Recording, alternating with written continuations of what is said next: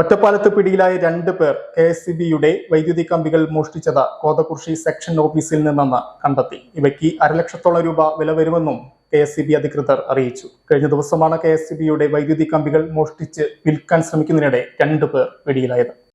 നഗരത്തിലെ ആക്രിക്കടയിൽ അലുമിനിയം കമ്പികൾ വിൽപ്പന നടത്താനുള്ള ശ്രമം സംബന്ധിച്ച് വിവരം ലഭിച്ച പോലീസ് ഇരുവരെയും പിടികൂടുകയായിരുന്നു.